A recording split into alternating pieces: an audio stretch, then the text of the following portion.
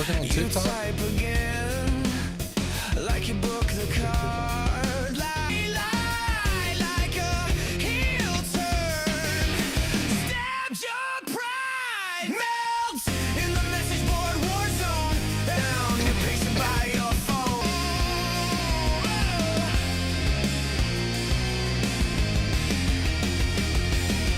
Why's a fake fight got you this tight? Why's a TV show steering your life? Chill, boo, then breathe. Let the scene just be. They'll rewrite it all next week on your screen. Meltdown in the message board war zone. Every twist feels personal, like they broke your home. Meltdown, you're pacing by your phone, crying over a scripted ghost, losing it alone.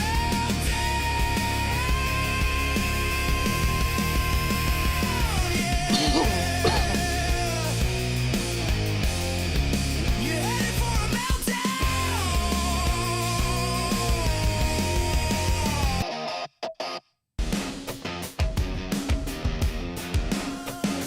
Refresh the feed, fists on the desk, screaming in caps. This show's a mess. Throw remote over a promo line, like the belt's yours, like it's real life. Meltdown in the message board war zone.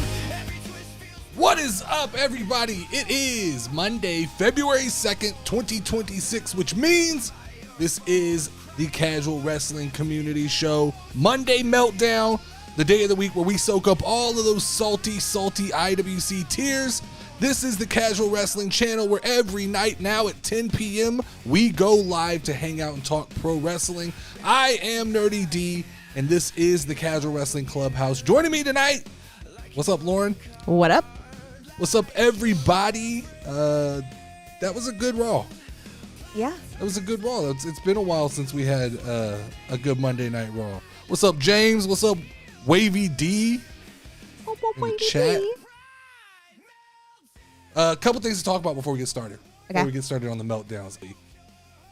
It's acknowledge your 3-time Royal Rumble Snuggles champion. Did you win? I won again. I can't be stopped. Congratulations. I can't be stopped. Chill out with the Chipmaster shit, Wavy D. Chill out with the Chipmaster. What's a chip master? He's still complimenting your damn chip list from last Thursday. Oh, I'm the chip master. You're the Chipmaster. Because hot Cheetos are the shit.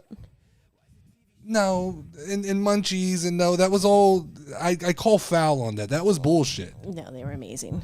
No, we're gonna have to chill out on that. I got one for you this week, though.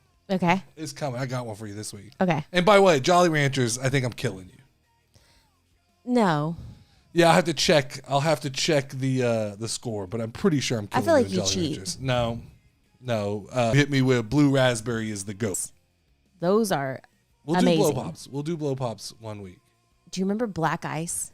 Wants to forget that. I'm looking at it right now. I was the first on the Jey Uso train.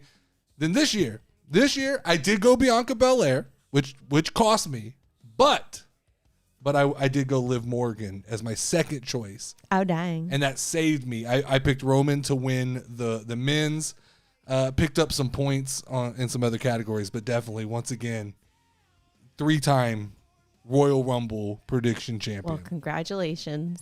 And I'm not going to be dethroned. At this point, I'm just going. Wavy D said, I'm behind the Unreal series. No way I predict the Rumble so well. I know it's Rumble's the only thing I have a feel for, though. You think? I can't predict anything else. Everything else, I'm so far off. It's just the Royal Rumble for some reason. I can see, I'm like Rain Man or something. I can see the puzzle pieces come together of what makes sense. Like, it made sense for Roman Reigns because it's in Saudi Arabia. When you start piecing the puzzles together for, like, the way Triple H books WrestleMania is he's not going to book any championship matches that aren't the top of the marquee. So I could start seeing the puzzle pieces come together of Roman Reigns and CM Punk being the biggest match that he had on his plate, and it cooked tonight. It definitely cooked tonight. Like, it proved tonight that, to me, that was the right call. Yeah. To go CM Punk versus Roman Reigns. And then on the other side, Liv Morgan made sense to me. I can see that. Let's pull up the board, though, today. Here's the board. Go ahead and drop your Raw and Rumble hot takes in the chat or in the comment section. We'll pick those up tomorrow's Hot Take Tuesday, where we'll talk about all of the hot takes from our community. But today's Monday, Meltdown Monday, which means we're going over some of the funniest tweets that I found over the weekend, where the IWC just completely lost it and kind of lost a grip with reality. Starting with, and I've blurred the names out once again because YouTube doesn't like when I use names. I think they called it like bullying or something like that. So we blurred the names, but the tweets are real. Here are the top 5 worst tweets from this past weekend of the Royal Rumble.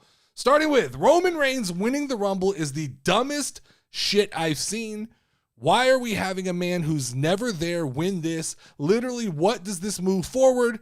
And to make matters worse, having him eliminate Gunther too. This isn't 2015. It's time to move on from this man. Oh God. Oh God.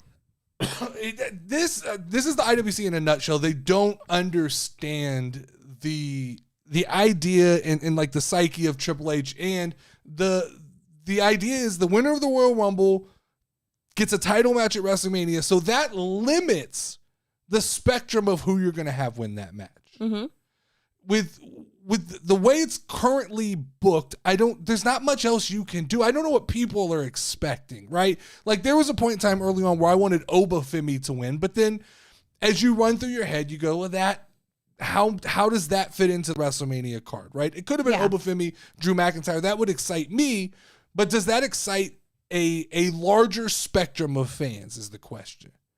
And so this idea that the IWC stuck on that somehow Roman Reigns is the wrong choice.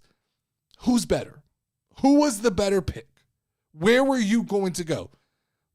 CM Punk, highly loved, right? You can see the crowd loves him. But when Roman comes out, what happens? There's a shift in energy. He commands attention. He definitely does. It's just something about Roman is that guy. Roman is the top of the mountain. I'm not calling him daddy. Not calling Roman Reigns daddy. I'm not doing that. Wavy D says, I think 90% of the time, the Rumble win should go to an underdog, up-and-coming talent, someone who can't just walk his way into Mania. I agree with you, AVD, 100%. I agree with that idea, except then I think the title match shouldn't happen at WrestleMania.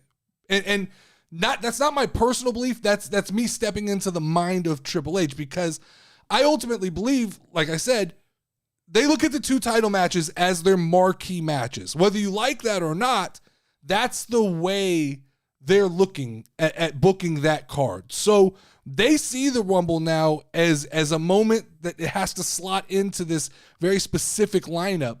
Whereas maybe if the Royal Rumble was shifted to a title match earlier or a title match later in the year, it could make more sense that you could go with an underdog. But there's just a fear, I think, right now in the way people watch TV and the way these cards and these posters have to be put together. There's a fear of like an underdog winning, and then what if that falls flat?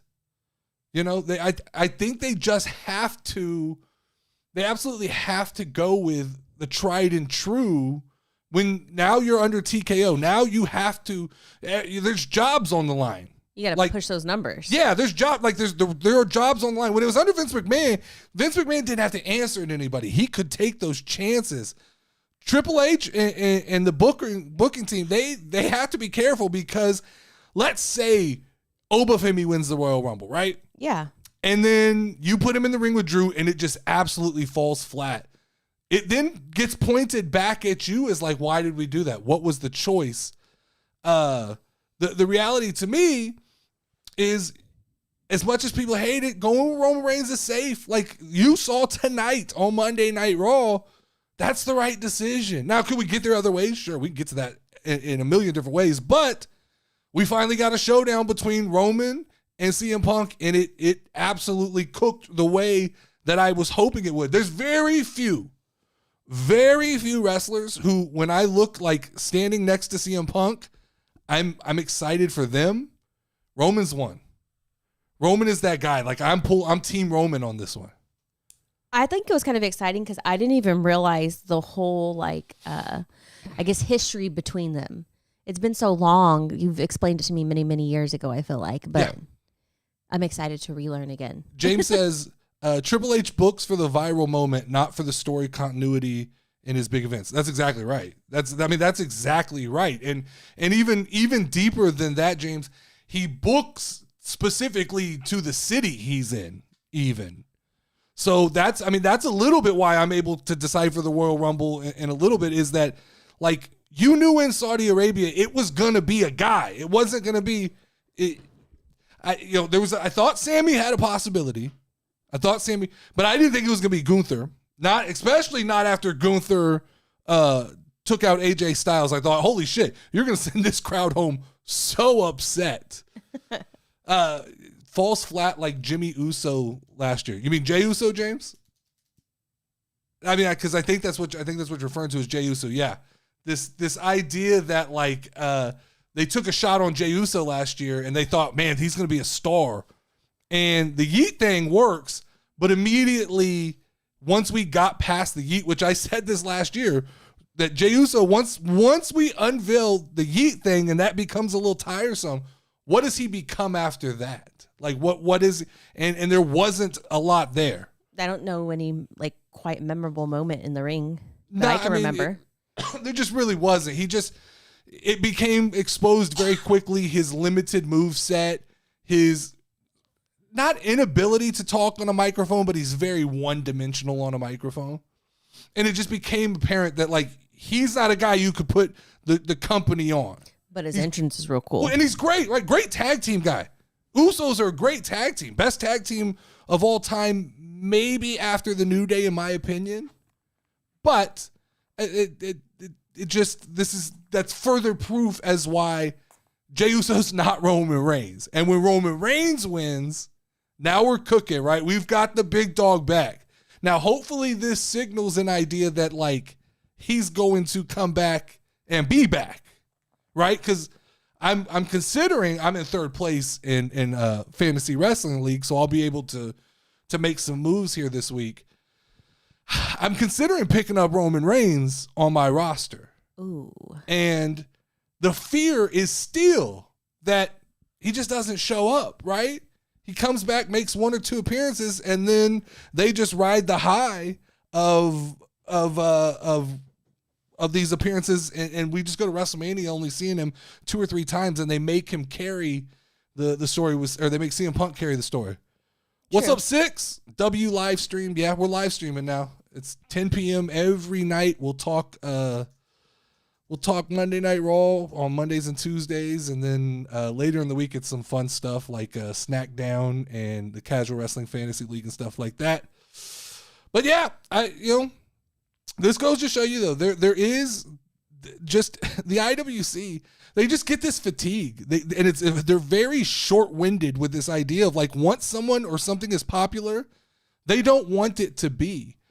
The unfortunate thing is, I don't care if it's 2015 or 2026 or what year it is, Roman Reigns proved tonight he clearly still is the biggest thing in professional wrestling. My guy. Yeah, when he comes out, like there is a reaction. You pay attention. I mean, all night on Monday Night Raw, I'm playing with my phone, and then Roman comes out, boom, I'm locked in. You get CM Punk, you put them in the ring together, we're cooking. We're cooking. That, to me, we're cooking. That's going to be fun. That's unexpected. I didn't, 3 or 4 months ago, I didn't think that was the direction they would go, but I like it. I definitely like it. I think it will make for some good WrestleMania moments. Let's get to our second one here is, oh God, even more bad news. Liv Morgan wins. The WWE Royal Rumble 2026. What era are we living in? Everything is going wrong in 2026. Everyone is making bad choices. Liv is a miserable winner at a time where everyone is miserable. I'm not miserable. I don't know. This discussion going around that the world has, turn the fucking news off. Turn the news off and just live your life, and you don't have to be miserable. The Royal Rumble didn't make me miserable. Did I think it was the best Royal Rumble of all time? No. There was so much left to be desired. It wasn't horrible. No, it could have been a lot boringer. There wasn't the ample surprises that I was looking for. Bianca Belair didn't come back. Paige didn't come back. Like, there were things that I wanted to see. Jericho didn't make an appearance. But, you know, that's me building up anticipation for things that were never promised to me. But if you're walking around miserable because of what happened at the Royal Rumble, come on, man. It's not that bad. I promise you. Look at the women's roster and you tell me right now who made more sense. I don't know. Like, Liv Morgan is the one who has come close so many times.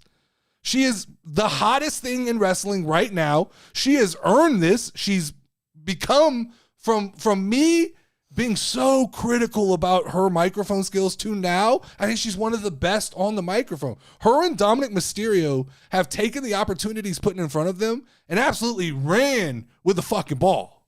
They are awesome. But who were we wanting? Like, outside of Liv Morgan, who did we want? Who did we expect to win the Royal Rumble? Chelsea Green?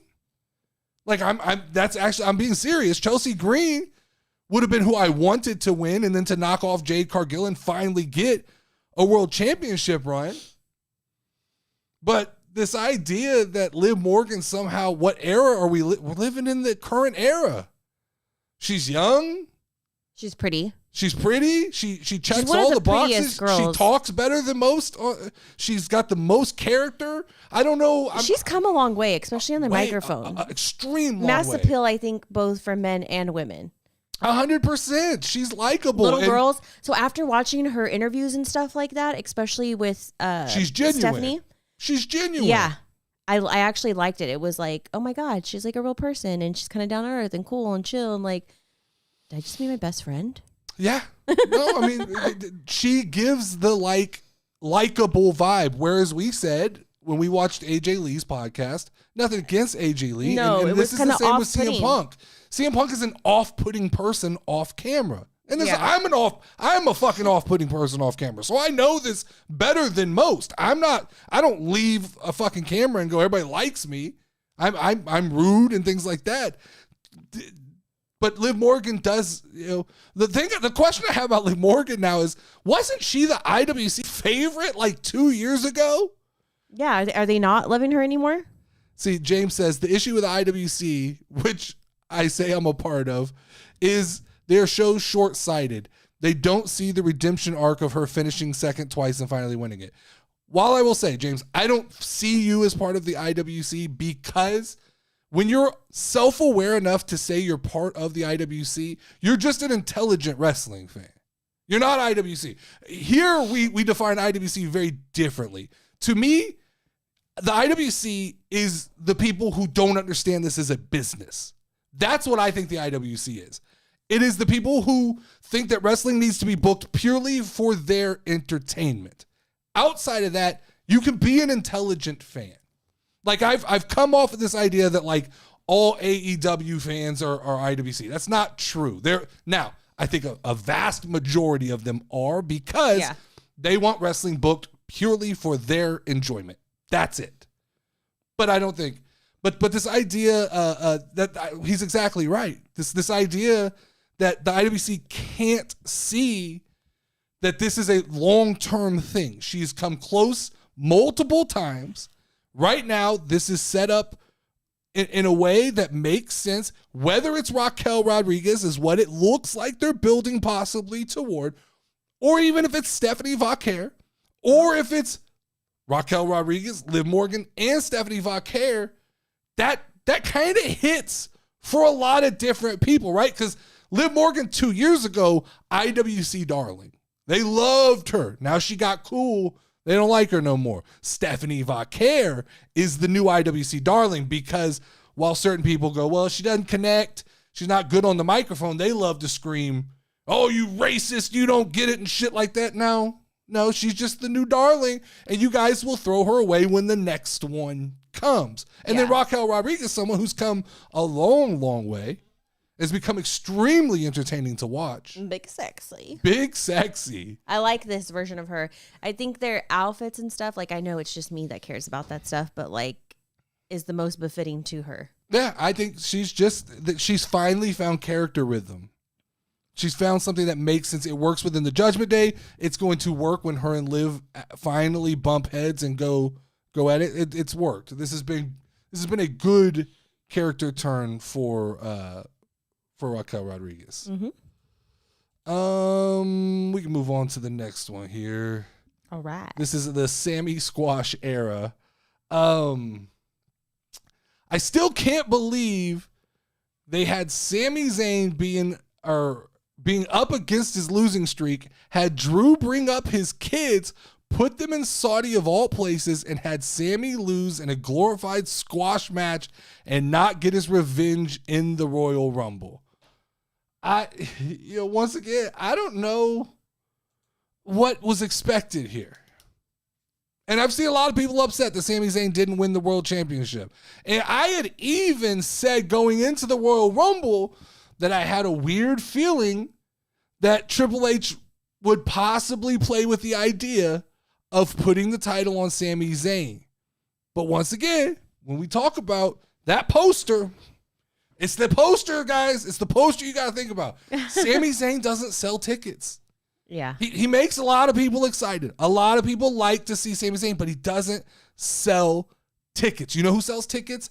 Drew McIntyre, Brock Lesnar, Roman Reigns, CM Punk. Those people sell tickets. Those are the ones that you want on the poster. Those will be the ones on the big banners in Las Vegas. It's not Sami Zayn. Sami Zayn is a niche product, and that's okay. There's nothing wrong with being a niche product.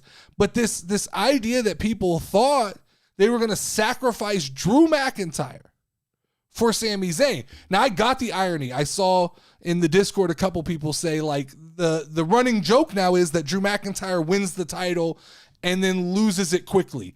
I don't think you want that joke with Drew McIntyre. Drew McIntyre, far too valuable as a bad guy in the company that I don't think you want him being a running joke. And so I think the right decision was made. I think this was the right call, was for Drew McIntyre to retain, and then we can get down to business, whatever that looks like, so whether it's Jacob Fatu, whether it's Cody Rhodes, whether whoever is going to challenge Drew McIntyre, we can get to that business. We can go fatal four-way even. I could see them going Sami Zayn, Cody Rhodes, Jacob Fatu, and Drew McIntyre for the world championship. That makes sense to me because that poster has Cody Rhodes, it has Drew McIntyre. Then you can stick Sammy on there, and you can stick Jacob Fatu on there. James says, Mania is in Saudi next year. Sammy will lose a lot leading up to Mania and then win the Rumble next year and finally win at Saudi. Yeah, I think that's ultimately, that's the play. That's what makes sense. I think it's just impatience is what it was from a lot of the IWC, thinking that this was the moment. Mm-hmm. I like the idea. You give him 365 days of agony, of just not being able to get it done, of people telling him he can't get the job done. And then we get to the Royal Rumble next year. He wins the Royal Rumble. It would make sense at that point. And then wins a world title in Saudi Arabia, a place where when he wins that title, it will get celebrated, a place where you're not trying to sell tickets. It's obvious. You're not trying. Saudi either is going to sell tickets or they're not. It's not Sami Zayn that's going to shift that needle. Yeah. Does that make sense? Yeah. So this 100%. I agree. Daniel Bryan 2.0. They can groundswell Sami Zayn next year and create the right opportunity. This is just impatience, thinking that you needed Sami Zayn to win this title this year. Drew McIntyre's too good to not get a legitimate run with this title. At least through WrestleMania. But I'd like to see it through SummerSlam or even deeper than that, just because I think Drew McIntyre has a deep enough bag that he can reach into that it'll be exciting. It'll be fun. It'll be good. Let's get into the next one here. This is the Gunther fatigue syndrome. Now this one's gonna be interesting here. Okay. Triple H, F off with Gunther now. This is not good heel work or not good story. This is what no one fucking wants. It should have been Balor or Nakamura who retired AJ, not Flabby Tits Gunther. While I respect the name, I can respect the name. He's called him Flabby Tits Flabby Gunther? Tits Gunther, which is something we might have to make canon in this. I don't know. Does he have flabby tits? I've never looked at him. I'm not looking at his tits, but I feel like if this guy says he has flabby tits, he probably has. We some might have flabby to get tits. a poll. Definitely. Consensus. Get a poll going on Gunther's tits. Does Gunther have flabby tits? You know, he's just a tall man. So I'm gonna say this is interesting here because I was literally probably on the same side as this tweet 24 hours ago. Okay. And then Wavy D popped in. Yeah. And Wavy D broke it down for me in a way of we as fans sit around and complain that WWE doesn't do a good job of building bad guys, right? They don't commit. They don't. And this is the one time they've committed to something, right? They're calling him the career killer. That's what they're calling Gunther. Mm-hmm. And so I had to stop and I had to think, well, this is not what I like, right? Because I'm not a fan of Gunther. I like him. I think that stops me from investing into this. But when I looked at it objectively, I could see what we're doing here. I definitely could see what we're doing here. If you're mad enough to write a tweet about him, then they're doing their job. Sure, that's one way to look at it. The other way is that, you know, people are going to react. Junkyard James says they called him flabby tits when he was over 300 pounds. Oh, okay. So he's better now. Yeah, I'm still gonna have to get a consensus on this. Still gonna have to get a consensus because if the vote goes a certain way, we will have to refer to him as Flabby Tits Gunther for the foreseeable future. Did you make a poll? No, I haven't yet. I don't. Okay. Right now, I'm not. I'm getting back into the swing of things. Not sure how to pull up polls and stuff on here yet. Let's see. 6 says technically Gunther only retired Styles, Cena, and Goldberg. Oh, Styles. I get it. Okay. Technically Gunther only retired AJ Styles. Cena and Goldberg said it was their last match, and yes, flabby tits. So we got 2 votes for flabby tits. This is the game of technicality with WWE, which they don't give a shit about, right? Mm-hmm. Technically, you are correct 100%, but Triple H is never going to frame it that way. They are framing it as Gunther retired these guys, right? And sent them out with losses, more importantly. Yeah, like I said, look, I may not love it. I may not be a huge fan of Gunther's, right? I think that Gunther doesn't commit to being the bad guy as much as I'd like him to. But I will admit that this makes sense. Like the way they're building, and ultimately they're building this up to Brock Lesnar, which will put Gunther over as the biggest bad guy in the business. If Gunther retires Brock Lesnar, it will immediately he becomes the Thanos of WWE. If that happens. But flabby tits. That's flabby tits, man. Can you be a flabby tits Thanos? Thanos might have had some flabby tits. I don't know. Here's the thing. I don't tend to look at men's tits I'm just gonna on look WWE. at his boobies all the time now. Well, now, the next time I watch WWE, the only thing I'll be looking at is Gunther's flabby tits to see if that's a legitimate thing. Oh man.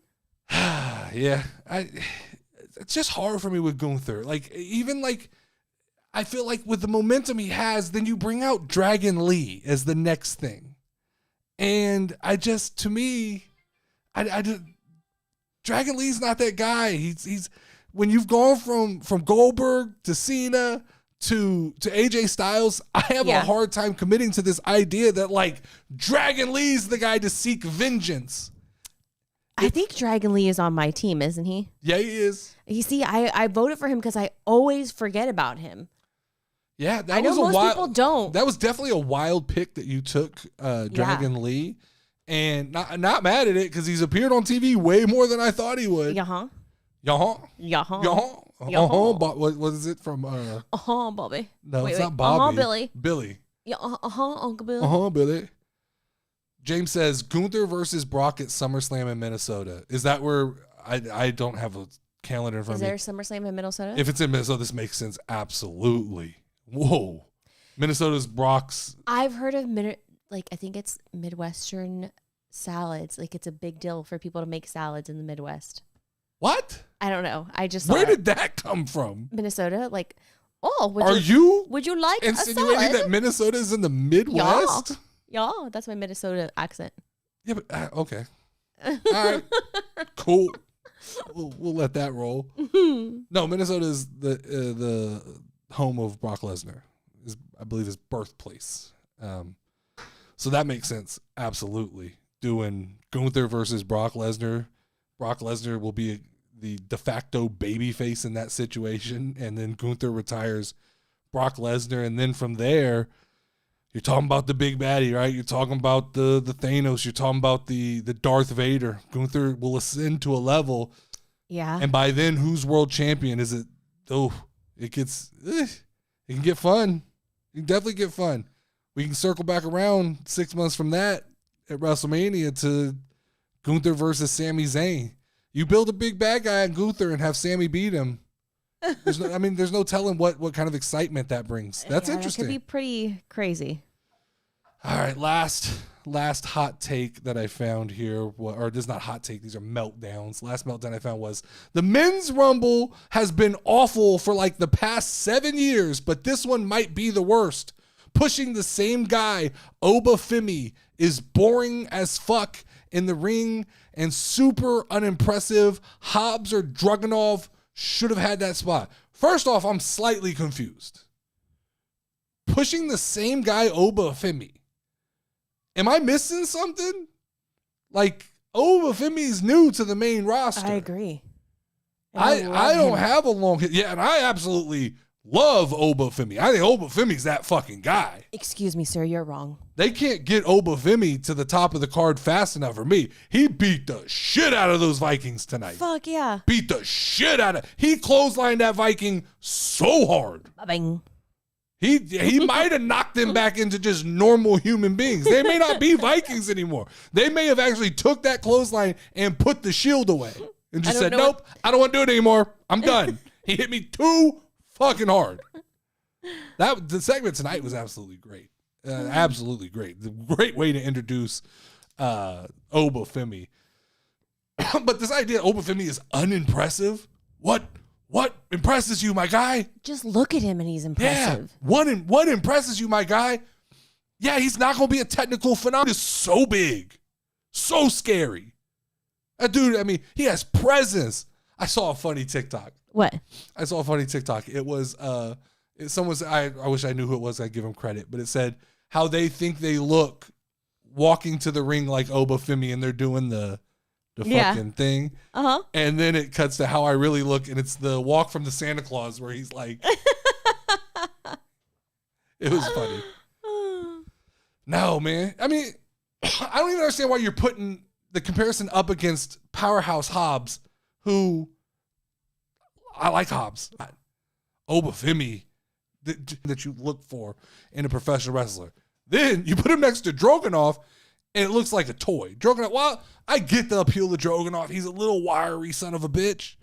That's, cool. That's a mid-card guy. Dragunov never going to be more than a mid-card guy. He's just not big enough. I say this all the time. It pisses people off, and the same argument's going to come from this, but it's the reality, right? It's even Sami Zayn's going to fall victim to this. It's the airport test